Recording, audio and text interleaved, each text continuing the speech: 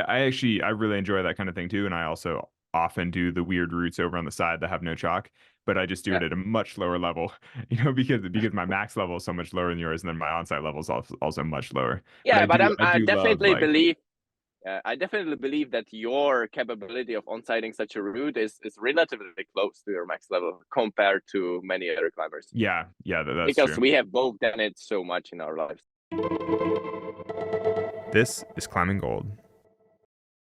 Actually, so this is maybe a little bit too niche for even for climbing gold, which is a climbing podcast, but something I've been kind of wondering about, uh, and I don't know if you have opinion on this kind of thing, but so there, every mainstream climbing news thing like 8a.nu or Crypt, like Yeah. basically the different like media things will always report on you going on a family vacation to wherever and on-sighting like 8 routes, 8B plus and harder in 4 days or whatever. It's like, oh, you go to some random cave in Hmm. Sardinia and you do like 4 routes, 8B plus and 8C.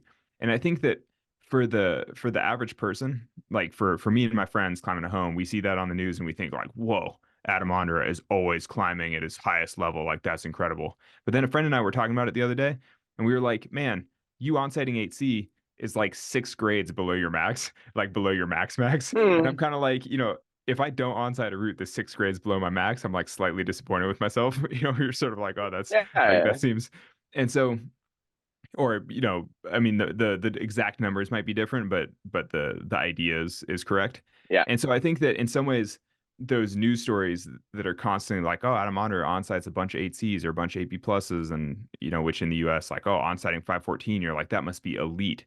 But I'm like, is there a certain level at which that just isn't really elite anymore? That's just normal for you, and that's basically just like a family vacation trip where you're like, I'm just climbing a bunch of fun routes and I'm having a good time and I'm hanging draws. Like, actually, I guess I'm just curious, how does it feel for you? Like, does that still feel like elite performance, or is that like vacation with your family and it's all fun?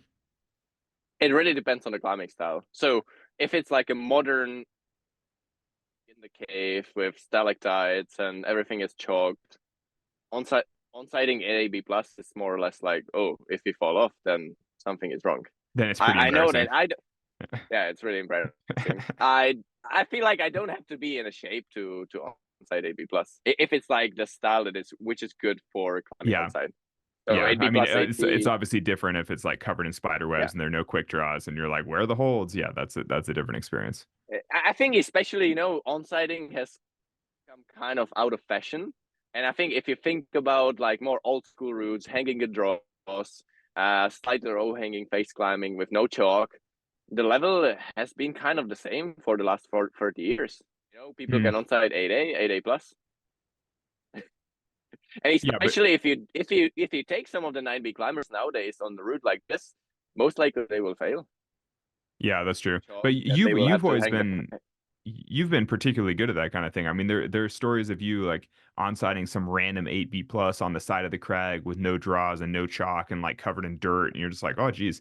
Like, I mean, I have multiple friends who has physically seen you on-sight like some yeah. disgusting 8B, or like, oh, that route that's like way over on the side that nobody ever does, and then you just on-sight it and you're like, Yeah. oh God, that's like, I but enjoy that so much. yeah, yeah. It's I'm funny. I mean, I'm I'm one of the very few like elite climbers that have actually done a lot of it. mhm. Well, so Especially nowadays, nobody really ever does that. So I think I'm the only one that has the experience, and I think you need to gain quite a lot of experience to be able to read like different kind of rock and kind of that you don't just spend 1 minute looking around and trying to figure it out. It's like mhm. it's not like I'm saying I always get it right, but most likely I will get it right. So there's no chalk, especially if it's like a route which is slightly below my max level. Mhm. It's funny. I really enjoy that kind of thing too, and I also often do the weird routes over on the side that have no chalk, but I just do Yeah. it at a much lower level, because my max level is so much lower than yours, and then my on-site level is also much lower. But Yeah, but I I do love definitely like, believe I definitely believe that your capability of onsighting such a route is relatively close to your max level compared to many other climbers, yeah, yeah, that's because true. we have both done it so much in our lives. Mhm. Yeah, and I agree the diversity of styles. I mean, I sort of feel like any style, like a wide crack to a slab to an overhanging thing to like stalactites. I mean, like I just love all the styles, and we'll try Yeah, any of them. And it's like it's all so fun. But yeah.